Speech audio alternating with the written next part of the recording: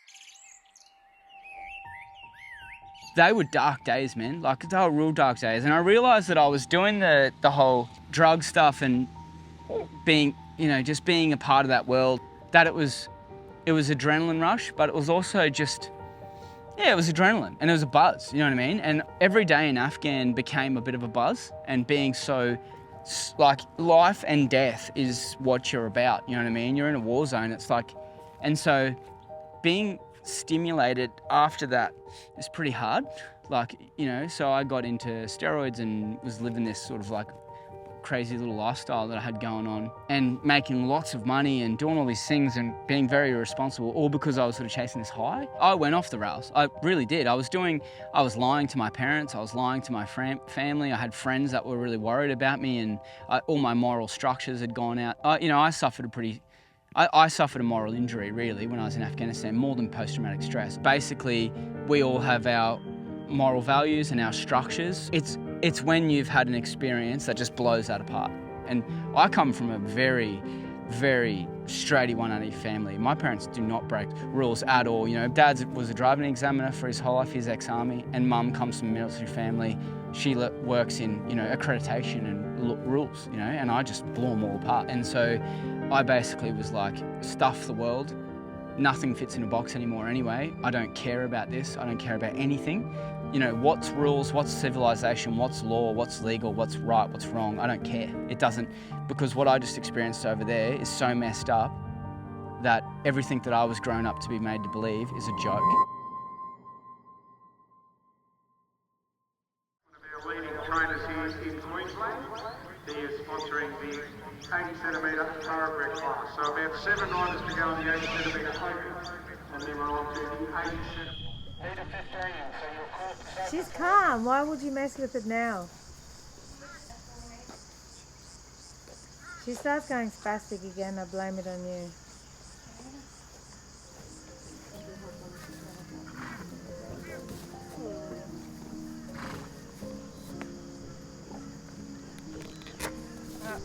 Cashmere, what a donkey.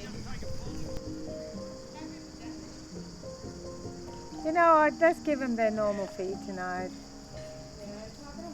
I really don't think that's what it is either. Just no loose and hay. We are both a riding school that offers riding lessons to anyone really from the age of 4 upwards to adults, depending on what horses we have on site at any given time. At the moment, we sort of focus mostly on kids. The other side of Cashmere Equestrian is that we take on retired racehorses from the racetrack, and we help to retrain them. When they come to us, we try to sort of work out what they're best suited to. Our personal preference is to get them into the show jumping because we like jumping and we jump ourselves, but we can look at the horse and work out whether it's had enough of working hard. It might just want to become a recreational horse for someone, for a bit of trail riding. Maybe it's a very quiet horse that would be suitable for therapy type interactions, sporting horses of different kinds. Thank you. Good girl. It was always like a childhood dream, but like it never seemed real. Like I was like, oh yeah, I want to work with horses, but it never seemed like that was like a possibility. But the better I got in my show jumping and the more my coach kind of pushed me into that direction, the more I was like, oh hey, maybe I can actually do this. And then I went up and I worked up at his place for a couple of weeks and started riding a bunch of different horses and just realised how great it is to work with these animals. And I was like, yeah, this is something I want to do. This is definitely where I feel my life is heading. And then I started riding other people's horses, and then just kept pushing me further and further into it, and now I'm here.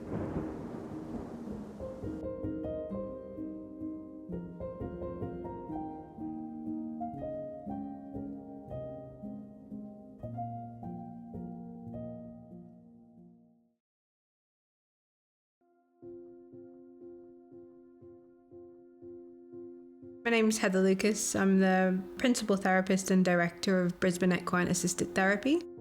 Myself and a team of 6 other therapists work here supporting people with their mental health with a team of 5 horses and 2 dogs. The type of work that I do here is, as a psychotherapist and psychologist, is mental health support for clients. We work alongside the horses to provide that support. So clients come to us if they are looking for something a little different, or they've maybe tried 10 room-based therapists and they're looking for something less therapy feeling, but still has that ability to help them meet the goals and meet their mental health needs. A lot of the horses that we have in the team come from a rescue background or have experienced quite significant trauma themselves. And one really great aspect of that is horses, once their needs are met, so that, you know, they're living in a herd, they can move, they've got plenty of food, they can have their yes and no listened to and respected, then they are so ready to let go of that story and to move on. And that in itself can be quite a great model for clients to see the ability of horses to heal from trauma. But also, sometimes utilising the horse's story can be really important in supporting clients to develop a sense of connection with the horse, but more so a sense of connection and compassion to themselves and their ways of functioning.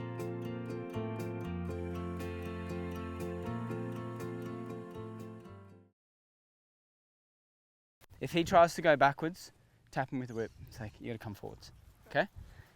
Come over here. Come on, mate. Come over here. Grab him and just start him over here so you got a bit more room.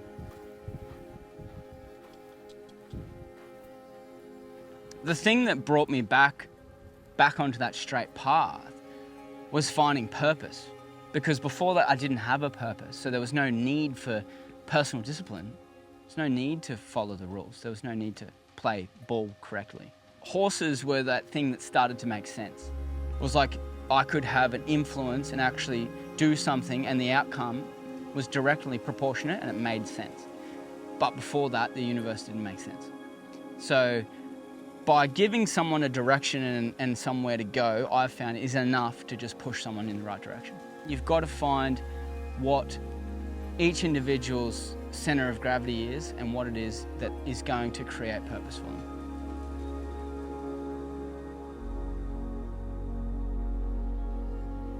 I utilised a psychologist, which is what I did in line with horsemanship, and I actually found really strong parallels with things like CBT, essentially an exposure therapy. I have feelings and beliefs associated with environments or external factors which were creating memories or things, interpretations, perceptions for myself. Horses go through the same thing. If they've never seen something for the first time, they're going to go into their sympathetic nervous system and sort of have this reaction to that situation.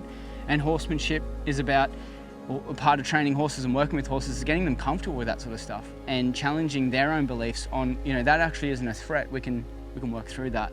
So I saw these strong parallels between what I was having to do to move forward from post-traumatic stress and what we were doing with thoroughbreds off the track.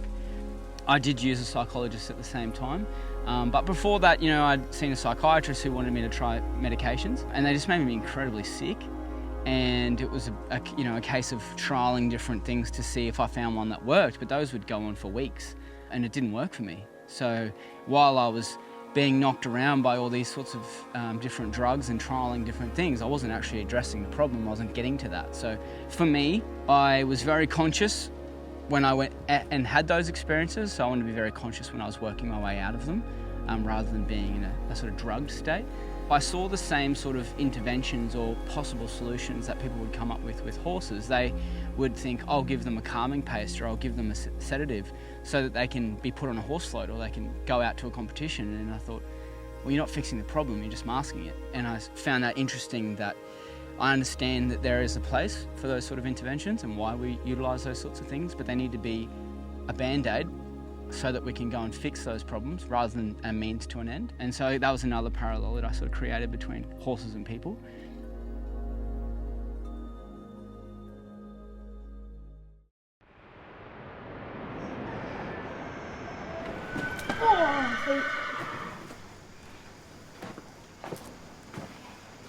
Let's go. Long and then they have to sit up. Yeah, so it takes a round distance. Like, See, remember that first course that I built in our arena? well, because she's so Yeah, but listen, compact, do you remember that first course I built in our arena, the one where it had Yes. to jump like that? Yeah, that's exactly why I built it like that. Because you can either go wide and go for the short one, or you can cut in and go for the long one. There is a connection between horse and rider or horse and human, but there's also often a disconnection where people want to ride or they want to learn about horses, but they just can't seem to connect properly with a horse. You know, we have 5 lesson horses here. We see students of all ages. Some of them come and ride a specific horse and it goes swimmingly. It's smooth, the horse is calm, happy, compliant. The next day, the very same horse has a different rider on top and all bets are off. The horse is not happy, it's out of control. We can't explain it. Sometimes it's technical things like a rider not carrying themselves correctly or giving the wrong signs or aid. But I think sometimes it's internal energy as well. So we've got extremely lovely people who come to ride, but they get reactions out of their horse that shows the horse is not comfortable, the horse is fearful, it wants to get away, it's stressed. A horse that wasn't spooking the day before is suddenly super spooky with a rider, and we often don't even know what the reason is. We just kind of watch and learn and try to analyze what it is about the connection that is or isn't working. And we see this in ourselves too. There has to be like a certain connection between horse and rider. If your horse doesn't trust you, it's not going to perform well for you. If your horse doesn't feel so confident or happy around you, it doesn't know you so well, you can't push it too far. It's like if I hopped on a green thoroughbred and asked it to jump too big, they'd start to not trust me so much anymore and they'd just not want to perform well for me, so I have to earn their trust first. Sometimes certain horses just don't trust certain people, they just don't get along with them very well, or their personalities just don't gel. Because, yeah. Holy moly. Can you airdrop that to me? Yeah, the whole lot. Yeah, okay. 1, 12 2, is not bad out of 64 riders. Yeah, that's very So far. good. Keyword so far. Yeah, well, airdrop. 13th now. Okay. Oh, Yeah, I'm gonna go way down. Yeah, you were one of the first.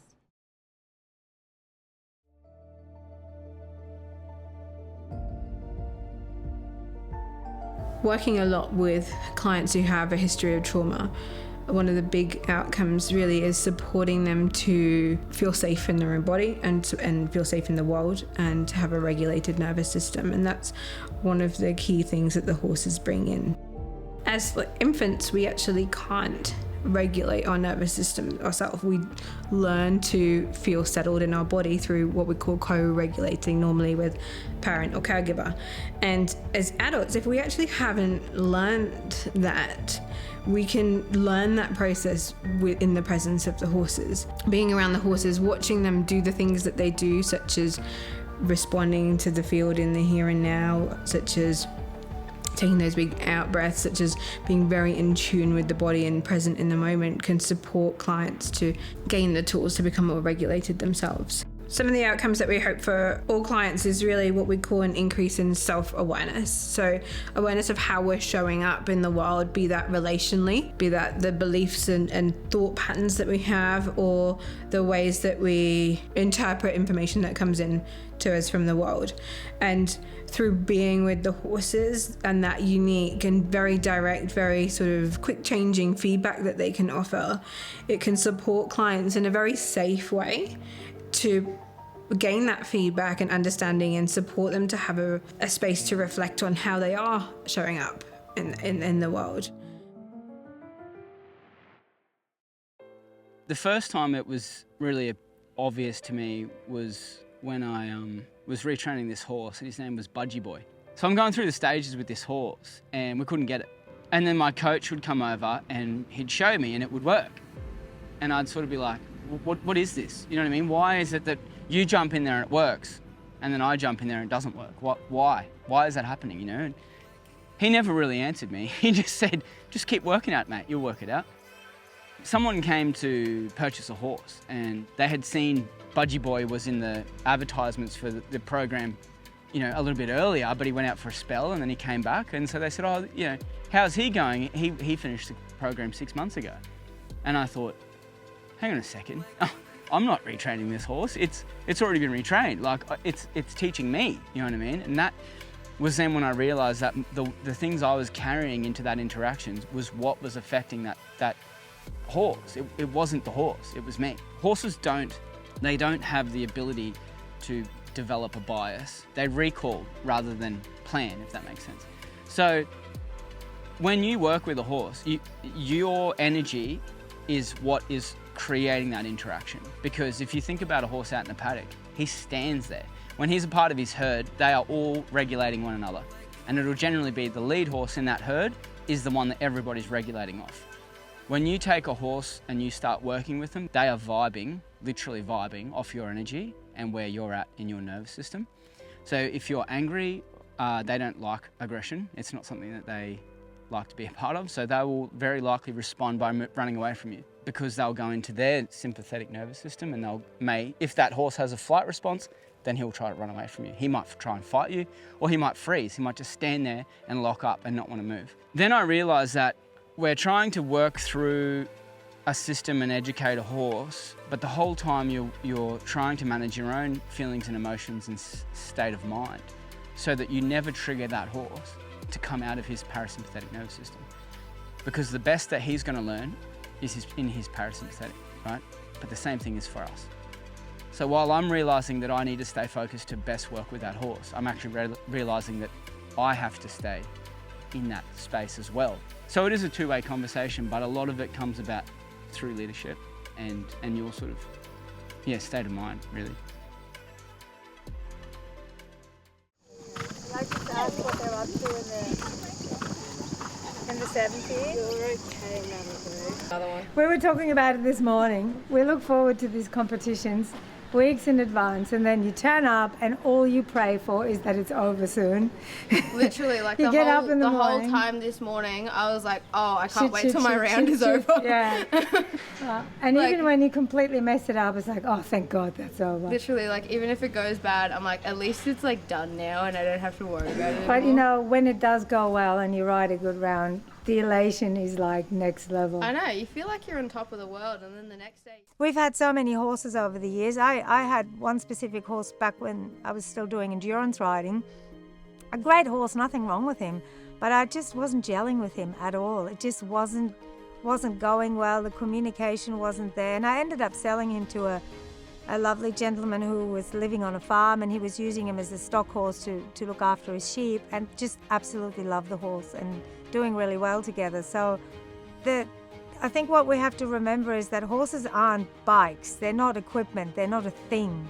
They are a creature, and they have feelings. And I think more than that, horses have some sort of a sensor. They pick up on what's in people, and I think they respond in a particular way. And a lot of it's a bit of a mystery. We kind of try and work out what's going on. Yeah, so it's a fascinating topic, and I don't think we ever stop learning about that. It feels great to have like a companion that you can talk to and that doesn't judge you, sort of thing. And they were such a big deal in my life. Like, they were, for a while when I was struggling at school, they felt like my only friends, sort of thing. So having that connection with an animal without having to talk to them or feeling under pressure around them, it's amazing. It builds so much confidence.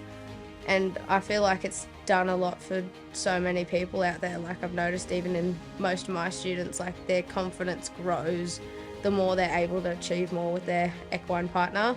Some of our younger horses that are a bit more curious about what we are, they kind of nudge us in the face, or they like kind of sniff us like, oh, what are you? And then the more confident they get with us, the happier they are to stay around us, sort of thing. It's just the whole bond is just very therapeutic, and it's just amazing. It's like a unspoken connection, which is pretty cool.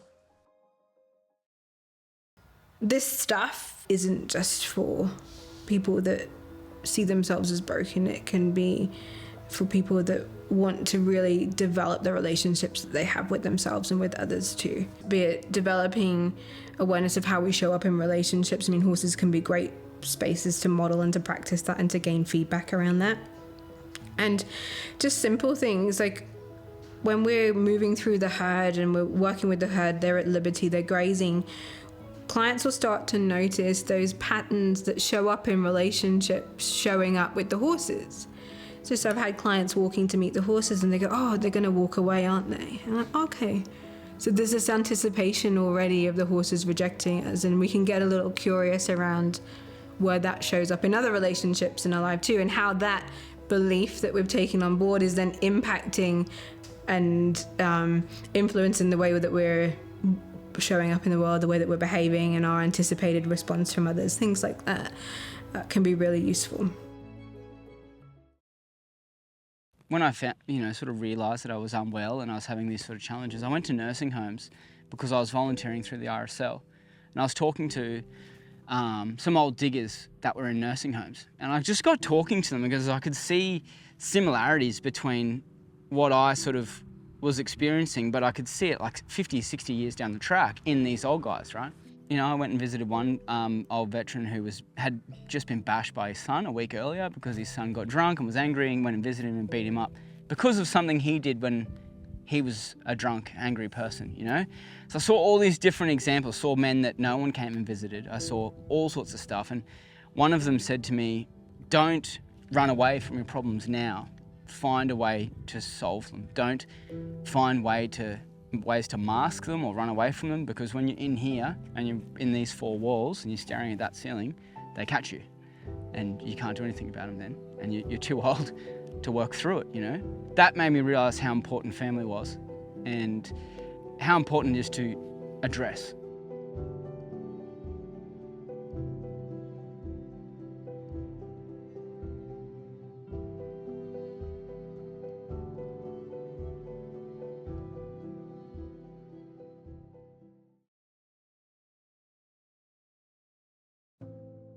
There are occasions where sometimes opposite attract, so sometimes a slower horse will perform better for a higher energy rider. It just kind of depends on the personality of the horse. Like sometimes they don't like fiery riders and they go worse, or sometimes they'll kind of choose for you. Mum, she bought 2 Arabs, one which was our horse now, Rango, and one that she sold. And the one that she sold, his name was Stormy, and he was meant to be my horse. And we went out for a trail ride one day and he dumped me like a couple of metres down the road and ran back home. And that was it, sort of thing. I never rode that horse again, and then I rode Rango and we got along really well. So it just kind of was a bit like, that horse is yours, that horse is mine, even though it was supposed to be the other way around. It just kind of happened like that. They chose their personalities. Rango preferred me for whatever reason, and Stormy preferred Mum. So sometimes they choose for you. You just can't help it. We have a number of kids who are not super familiar with their exact diagnosis, but on the ASD or spectrum, and we have a little boy who is nonverbal. I had a conversation with his therapist over the phone, and she said the boy can't sit straight on a chair, but because he loves horses, he can come and actually sit up in the saddle. And there's all kinds of challenges getting him onto the horse sometimes, and might not be so keen to have some of the equipment that he has to have, like a helmet or boots or whatever. But essentially he comes because there's a benefit here for him. We have some other kids who, when they first came, they struggled with confidence and were fearful of even just walking through the paddock, the rough terrain, and now they are riding the ponies and asking to ride bigger horses. The biggest thing that I think horses can provide people of all ages is just courage, overcoming fear and feeling confident within yourself that you can manage one of these animals, communicate with them, be brave enough to go fast and things like that. So I think that they're a powerful tool in building confidence.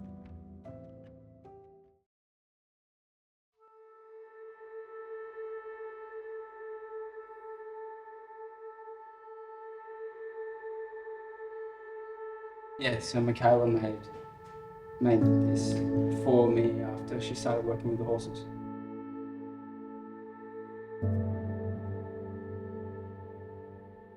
Michaela was a part of our second school program. Very quiet and reserved, didn't talk for the first sort of 3 days that we had the session.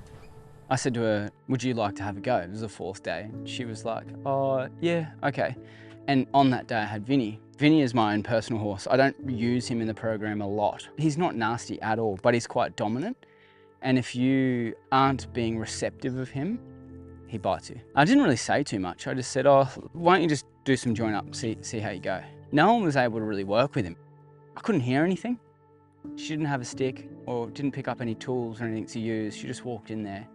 Anyway, next thing I just see Vinny just sort of spin around and he looks at her and she's standing out in the middle of the round pen and he joins up with her and then he starts doing everything that she's asking. I got tears in my eyes. I'd only had him for a couple of months and he liked her more than he liked me. So he had, more connection with her and was more willing to work with her than anyone. And I found that really special. For instance, she's down there now catching him and I tried to send someone to catch him this morning and no one could catch him. Do you know what I mean? Like, it's just that sort of stuff. You're not going to change whether or not people have experiences. It's just how they process it and then whether or not that becomes traumatic. My psychiatrist was really fascinated by where I'd started to where I was now. And he said to me, I really encourage you to go and do this stuff, what you've done for yourself. You need to go and do it for other people because you're an example. That's what motivated me to do it, and that's how I started. And then I got in touch with the local RSL, and they were the ones that really helped me get the ball rolling with the program, and I started working with veterans. And then I reached out to a local school and I said, I really want to work with defence kids, so kids from defence families, because these are the kids that didn't join the military, but they still kind of do their time, They got to post every 3 years, some of them, their parents are away. So I wanted to support them and be a bit more proactive in the way that we help people, right? I don't want it to be that we're at the end of the line and we're seeing psychiatrists and psychologists to try and find, suitable solutions rather than actually just being proactive. What that means as far as equine connection is really about connecting with yourself and getting to understand yourself better, because horses are really just offering you a very fine-tuned needle that's going to tell you about yourself. Yeah, that's what I think connecting with a horse is.